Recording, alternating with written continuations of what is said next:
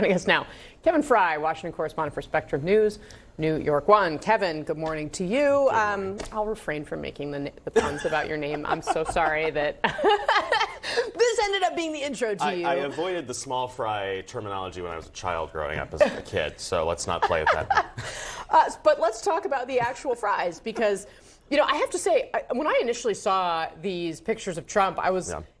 They're not the image that he was looking to project to the world for his time as the apprentice and the businessman, and they run very, you know, contrary to kind of the golden, the gold that is in his apartment in Fifth Avenue. If you go to any of his offices, you will see kind of everything is gilded. They clearly, though, are trying to run a strategy of appealing to working class voters here in the final stretch, and obviously this is aimed at poking at Kamala Harris, and something they are claiming about her, again, that, you know, she puts in her ads. She worked at McDonald's one summer when she was going to school. What did you make of this, and what else did you take away from it? Well, I mean, look, as you mentioned, this is about appealing to those working class voters and trying to maybe, one, poke fun at Kamala Harris. It kind of fits into a long line of Trump taking, without any degree of evidence, umbrage with people's factual back histories, be it Barack Obama being an American citizen, Kamala Harris working as a fry cook. But also, yes, I mean, he's in Pennsylvania. He's trying to appeal to these working class voters, also trying to appeal, it seems, to men through this as well. And so this is seemingly just part of this strategy. It also tries to play into this, I think, way that the campaign is trying to kind of present him as a fun, sort of, you know, off-the-wall kind of candidate that you can't predict. Right. Well, I mean, humor has always been part of, you know, Trump's way of campaigning, but it has gotten darker and different here in this campaign than it was, say, in 2016. We also, of course, saw him do that rally in Latrobe, Pennsylvania, over the weekend. Again, seeming to appeal to male voters. Should I put it that way? That's one way of putting it. I think, and this is not an original thought to me, but I think it's appropriate to kind of underline here, is that he's running almost one campaign, and his entire campaign infrastructure is running a different one in terms of the ad outlays, in terms of what they're talking about, how they're going after Kamala Harris.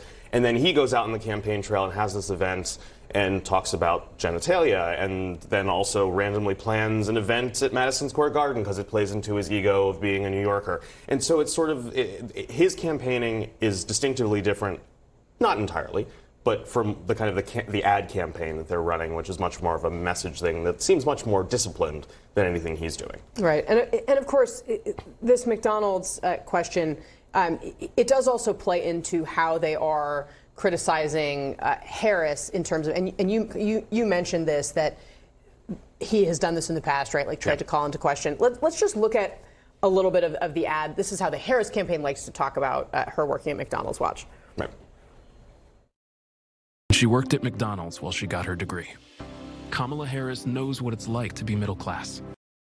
So it's like she's stating it there, right, in this ad, and then he's trying to show it. Which do you think is more effective?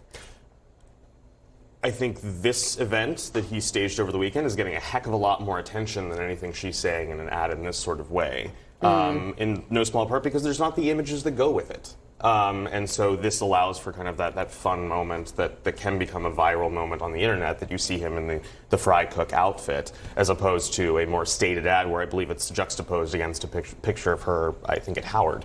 Even though that is, of course, when she says that she was working at the McDonald's. And so it's kind of this, I don't know, I would imagine this at least has more staying power just because you can think of the TikToks and the memes and the social media posts that will go with it. Indeed. Let's talk for a second about what the campaign trail looks like today. Yeah. You've got Kamala Harris campaigning with Liz Cheney in the suburbs. It's all about suburban women. You have Donald Trump in North Carolina. He's going to be looking at some of the damage from Hurricane Helene. In some ways, though, that demonstrates she's trying to play offense today. He's a little bit on defense. North Carolina is a state that Republicans haven't lost since Obama.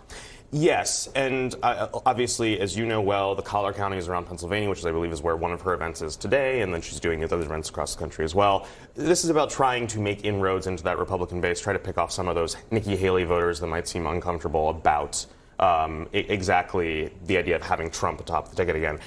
North Carolina is, again, this kind of weird situation for Trump where he's trying to be defensive, but there's also then goes to highlight the conspiracy theories as well, as he's kind of, because North Carolina, we have seen the stories of FEMA workers being, questioned and even in danger at one point because of some of the things that he's been spreading about what's going on. Yes, he can play up this argument that the Biden administration's not there and thus by proxy Harris is not there.